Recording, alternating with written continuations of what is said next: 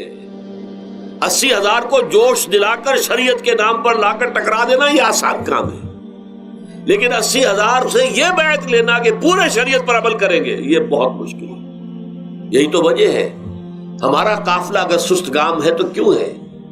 ہم یہ کہتے ہیں کہ پہلے میدان میں آنے سے پہلے اپنی ذات پر اپنے گھر میں دین نافذ کرو، پھر باہر نکلو، اپنی معاش اور اپنی معاشرت پر اسلامی شریعت نافذ کرو، پھر باہر آ کر اسلام کا نعرہ لگانے کا تمہیں حق پہنچتا ہے، ورنہ نہیں۔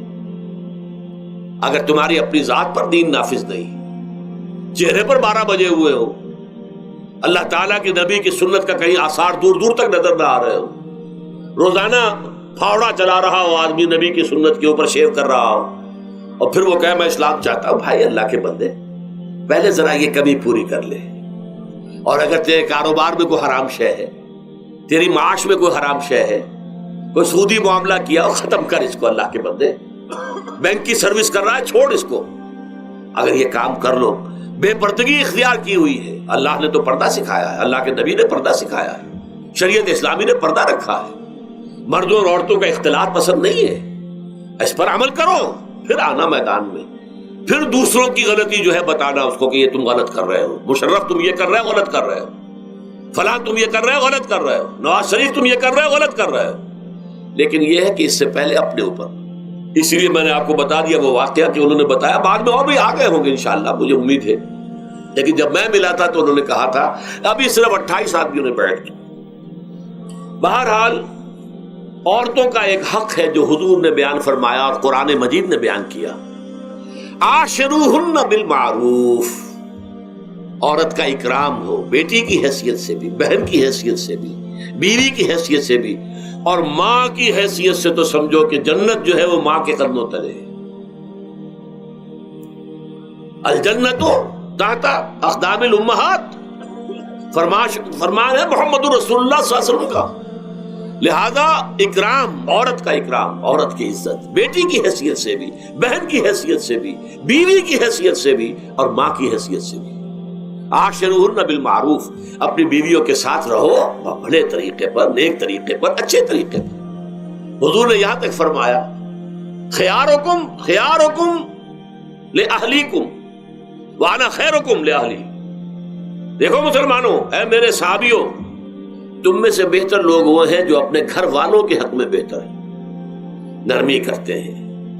عورت کے بارے میں یہ بھی فرمایا، ایک مرتبہ سواری تیز دوڑا رہے تھے جو بھی اونٹ کو لے کے جانے والے تھے، جبکہ ہودج میں کچھ خواتین سوار تھیں۔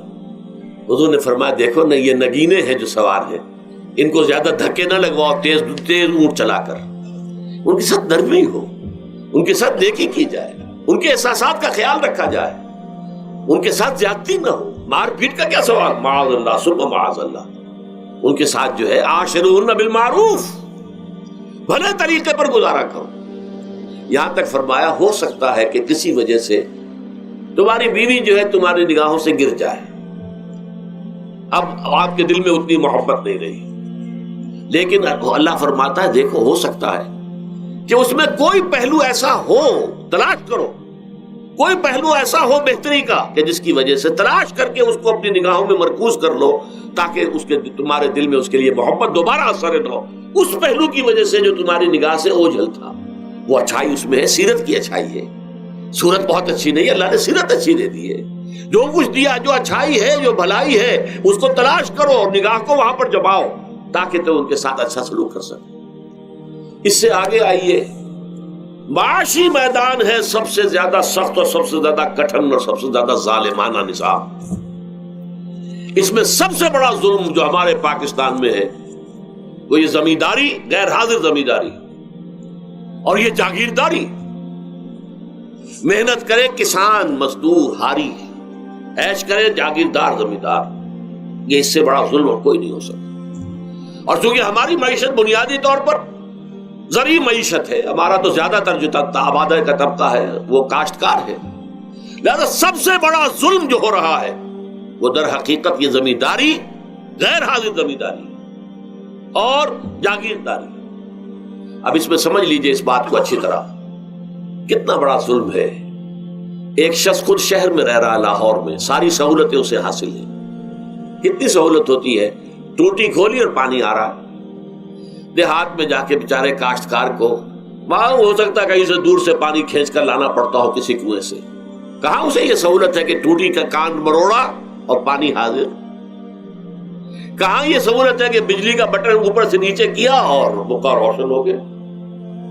یہ ساری سہولتیں بھی لے رہا ہے اور وہ تنخواہ بھی لے رہا ہے کوئی, یا کوئی کاروبار بھی کر رہا ہے, اور ایک زمین اس کے پاس ہے, فلاں ضلع میں میرا رقبہ ہے, اس رقبے پر جو کاشت کر رہا ہے آ کر اس کی کمائی میں سے, اس کی فصل میں سے آدھا بٹا کر لے جاتا ہے.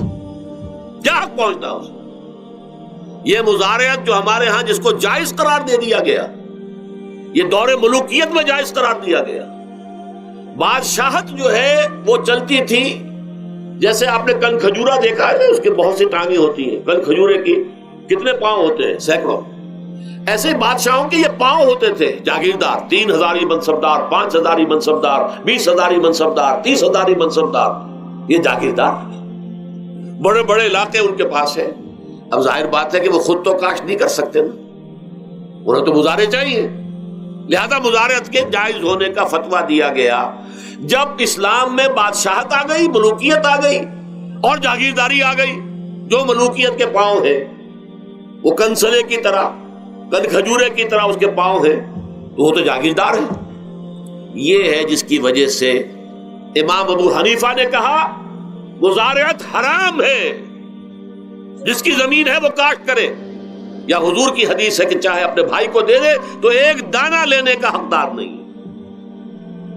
اگر تو تمہارا کوئی اور ذریعہ معاش نہیں ہے تو ٹھیک ہے, جاؤ کاشت کرو.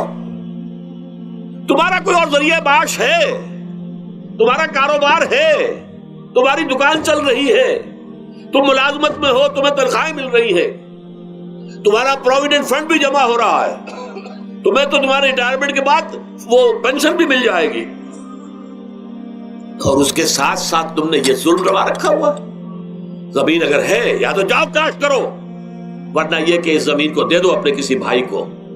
ملکیت تمہاری رہے گی, کاشت وہ کرے گا تو جو فصل ہوگی اس کی برداشت بھی وہی کرے گا, وہی لے کر جائے. یہ فتویٰ ہے امام اعظم امام ابو حنیفہ رحمۃ اللہ علیہ کا. یہی فتویٰ ہے امام مالک, امام دار الحجرہ, امام مدینہ, امام مالک رحمۃ اللہ علیہ, دونوں کا فتویٰ یہ. اور عظیم ترین یہی دو ہیں, اولین بھی یہی دو ہیں, عظیم ترین بھی یہی دو ہیں. امام شافعی بھی شاگرد ہیں امام مالک کے, امام احمد ابن حنبل شاگرد ہیں امام شافعی کے. ٹاپ پر کون ہے؟ امام ابو حنیفہ, ان کے شاگردوں میں قاضی ابو یوسف اور امام محمد, امام ظفر. ادھر امام مالک, ان کے شاگردوں میں پھر امام شافعی, پھر ان کے شاگرد امام احمد ابن حنبل. ٹاپ پر دونوں یہ کہہ رہے ہیں کہ حرام, مزارعت حرام, جس کی زمین ہے خود کاشت کرے. یا یہ ہے کہ خود کاشت نہیں کر سکتا تو اپنے بھائی کو دے دے, بس ٹھیک ہے, اس میں سے کوئی حصہ لینے کا وہ حقدار نہیں ہے. جو محنت کرے, جو خون پسینہ اپنا لگائے, وہی اس سے ساری جو ہے آمد بھی اس کو حاصل ہونی چاہیے. یہ مجھے حال ہی میں, یہ آپ کے علم میں ہونا چاہیے, یہ فتویٰ دیا ہے قاضی ابو یوسف اور امام محمد نے, مزارعت حلال ہے, جائز ہے. شرطیں لگائی انہوں نے کہ بیج بھی زمیندار دے, کوئی جانور وغیرہ ہے تو وہ بھی زمیندار کا ہو, اگر کوئی ٹریکٹر ہے تو اس کی بھی پیمنٹ جو ہے زمیندار کرے. یہ ہے شرطیں, یعنی اس کا کوشش کی ہے کہ اس جاگیرداری کا ڈنک جو ہے کم ہو جائے, اس مزارعت کے اندر جو مضرت ہے وہ کم ہو جائے. لیکن یہ کہ اصلاً اسے جائز قرار دے دیا. ہمارے ہاں کون شرطوں کو کون دیکھتا ہے, آداب کو کون دیکھتا ہے, قواعد و ضوابط کو کون, ہنیئن مریا, جیسے کہ ماں کا دودھ پیتے ہیں ایسے ہی یہ مزارعت کی جو آمدنی ہے اس کو کھا رہے ہیں. حرام ہے, حرام ہے, حرام. حال ہی میں ابھی ملاقات ہوئی میری مولانا زاہد الراشدی صاحب, آپ کے بہت قریب گجرانوالے میں, جو اس کی سب سے بڑی مسجد ہے, اس کے خطیب ہیں. انہوں نے بتایا ملا علی قاری نے بھی یہ لکھا, جو بہت بعد کے حنفی جو ہے وہ فقیہ ہے, کہ دلائل تو وہی ہیں جو امام ابو حنیفہ نے دیے ہیں, دلائل تو ان کے ساتھ ہیں, لیکن مصلحت ہے جو جس کے تحت یہ فتویٰ دیا گیا. یہاں تک کہ مولانا شبیر احمد عثمانی کے ساتھ دستے راست سمجھ لیجئے ظفر احمد عثمانی رحمۃ اللہ علیہما, انہوں نے بھی یہ لکھا ہے کہ دلائل تو امام صاحبی کی رائے کے حق میں جاتے ہیں, لیکن یہ کہ ہمارے ہاں تقلید کا ایسا ایک قلادہ گردنوں میں ڈال لیا گیا ہے. کیونکہ ہمارے بزرگوں نے فتویٰ دے دیا، قاضی ابو یوسف نے امام اور قاضی اور امام محمد نے، لہذا فتویٰ تو اسی پر چلے گا. میں نے ان سے بات کی ان کا ڈٹ کر، میں نے کہا میدان میں آئیے نا، کام کیجیے. جب تک یہ مزارعت ختم نہیں ہوتی ہے، جب تک جاگیرداری اور زمینداری ختم نہیں ہوتی ہے، اس ملک میں کوئی سیاست صحیح آ ہی نہیں سکتی.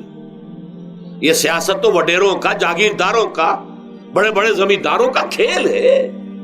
یہ آپ نے پتہ نہیں نام سنا ہے کہ نہیں، میوزیکل چیئرز گیم، یہ ہوتا ہے ان کا کھیلنے والوں کا.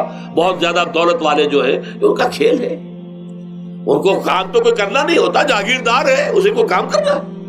وہ بیٹھ کر ایک کلب بنا رکھی ہے. یہ پارلیمنٹ کیا ہے؟ کلب ہے.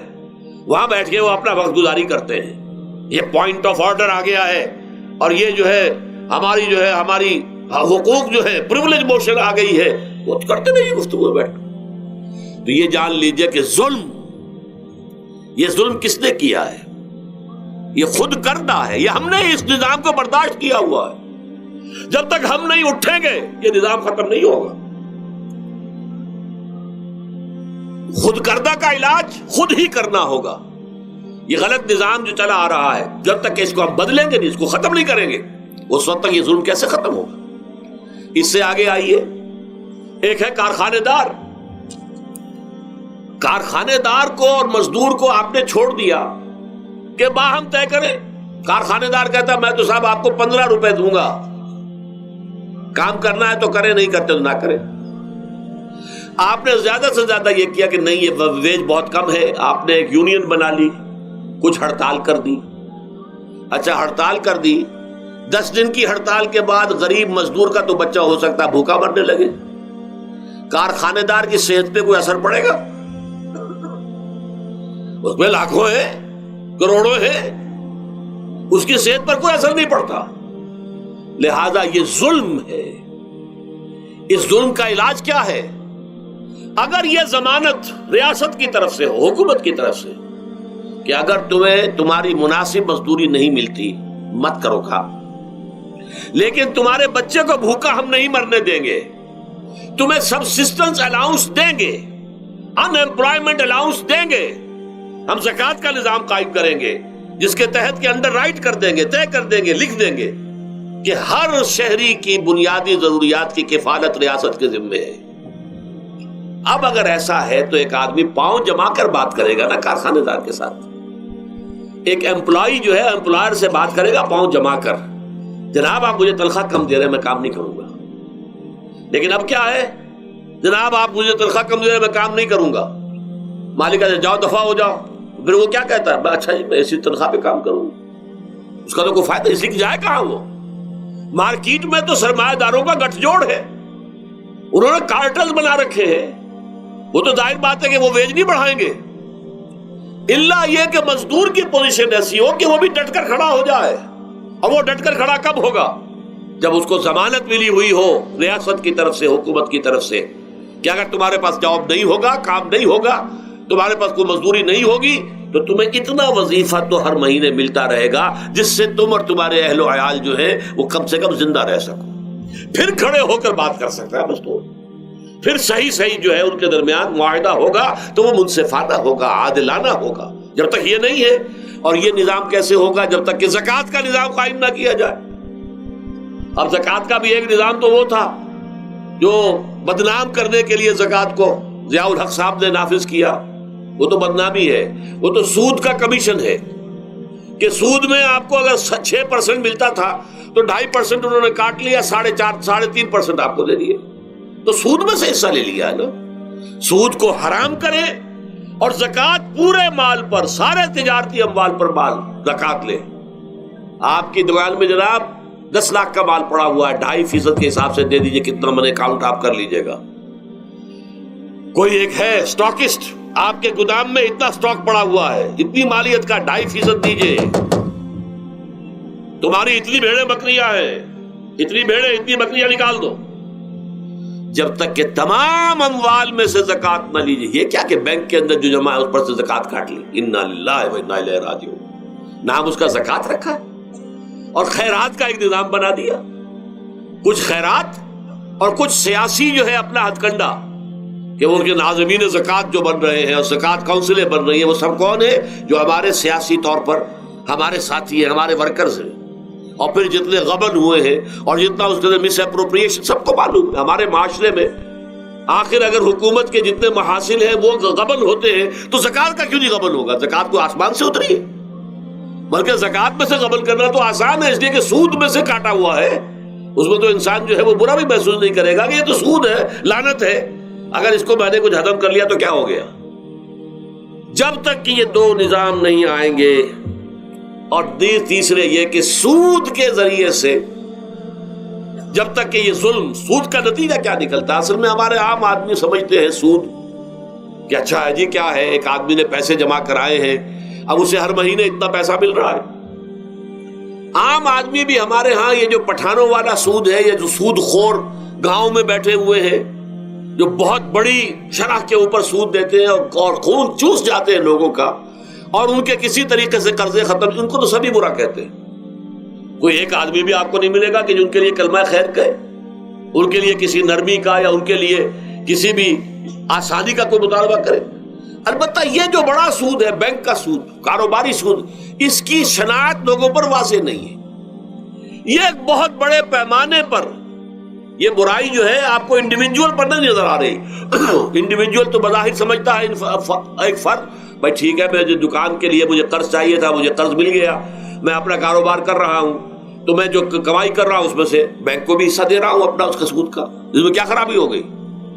اس کی خرابی سمجھ میں آتی جب آپ کو معلوم ہو اسی سود کے ذریعے سے دنیا میں اس وقت ایک چھوٹی سی اقلیت ہے، کل 1 کروڑ یا 1.25 کروڑ یہودی، اور پوری دنیا کی دولت کے اوپر قابض ہو کر بیٹھ گئے. یہ سارا وہ بینکنگ نظام جو یہودیوں نے بنایا، یہ IMF ورلڈ بینک، جس کے ہم اس وقت غلام بن کر رہ گئے. ہمارا چیف مارشل ایڈمنسٹریٹر اسے کہے یا چیف ایگزیکٹو کہے، ہمارا تو حکمران ہے، ہمارا بادشاہ ہے اس وقت. اور وہ بادشاہ سلامت کہتے ہیں کہ یہ IMF اور ورلڈ بینک کے لوگوں کے گوڈے ہمیں پکڑنے پڑتے ہیں، گوڈے گٹے. کیوں؟ ہم غلام ہیں ان کے، اور ہم جکڑے ہوئے اس سود کے اندر.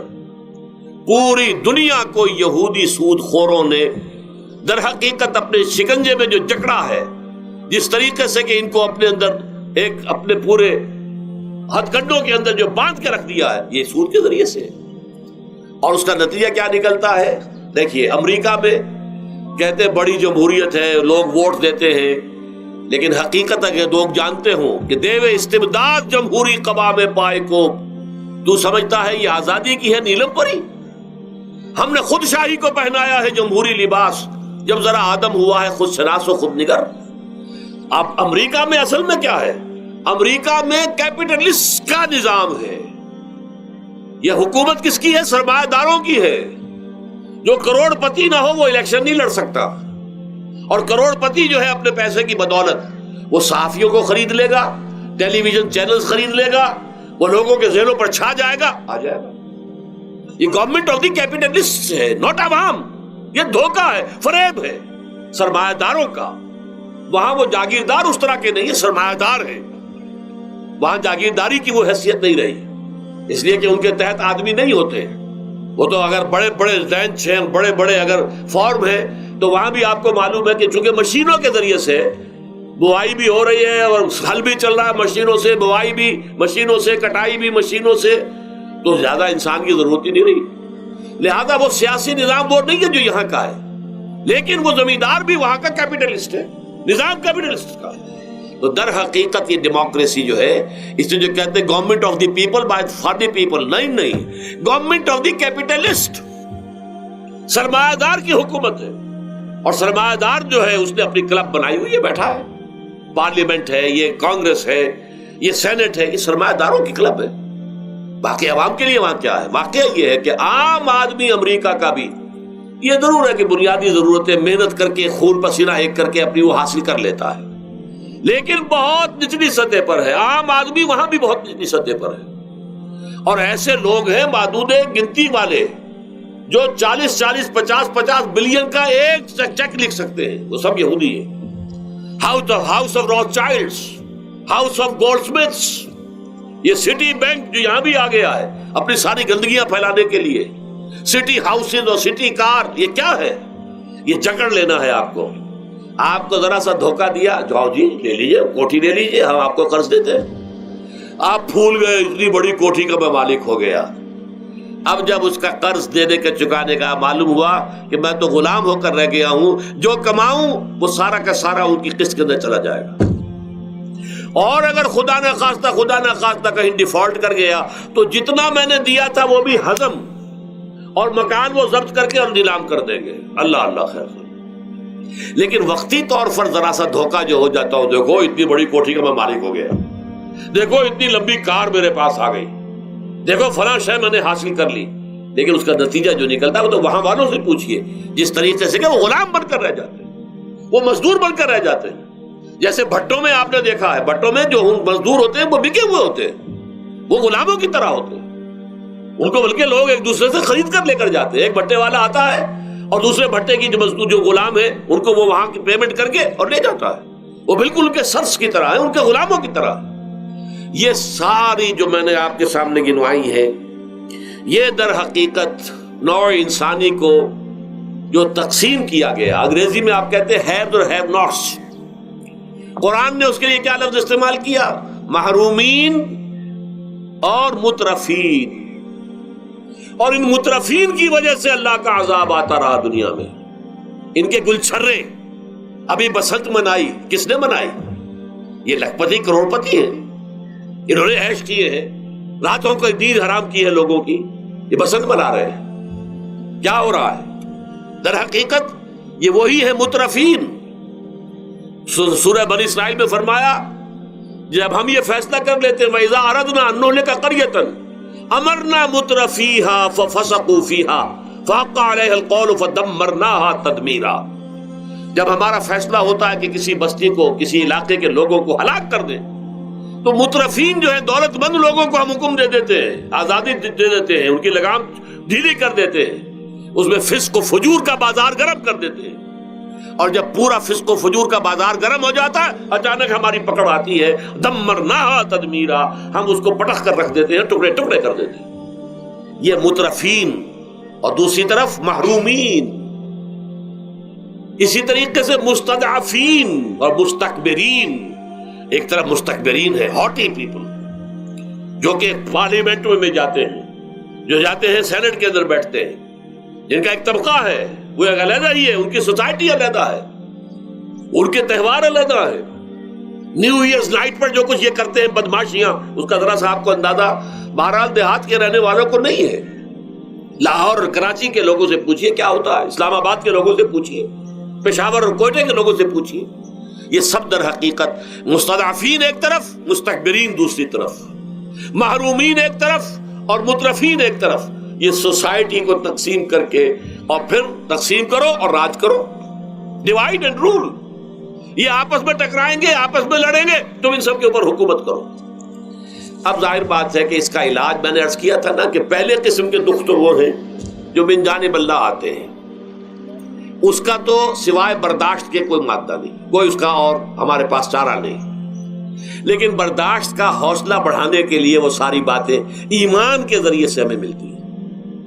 لیکن یہ جو خود کردہ ہے، اپنے غلط نظام کی وجہ سے جو دکھ ہم نے پھیلا رکھا ہے، جو محرومی پھیلا رکھی ہے، جو بھوک پھیلا رکھی ہے، جو لوگوں پر ظلم کا جو ہے بازار گرم ہو رہا ہے، چاہے وہ سماجی سطح پر ہے، گھروں میں ہے، چاہے بازاروں میں ہے، چاہے مارکیٹوں میں ہے، چاہے کھیتوں میں ہے، چاہے کارخانوں میں ہے، یہ سب ہمارے غلط نظام کا نتیجہ ہے، یہ اللہ کی طرف سے نہیں ہے. وما اصابکم من مصیبت فبما کسبت ایدیکم، یہ تمہارے اپنے ہاتھوں کی کمائی ہے، تمہارے اپنے ہاتھوں کے کرتوت ہیں، تم نے غلط نظام کو قبول کیا ہوا ہے. اب اس کا علاج کیا ہوگا؟ اب علاج ایسے ہوگا جد و جہد کے ذریعے سے اس نظام کو ختم کیا جائے. اس لیے کہ یہ تو میں نے آپ کے سامنے بیماری کا بیان کر دیا ہے، علاج کیا ہے انشاءاللہ اس کے بارے میں گفتگو جو ہے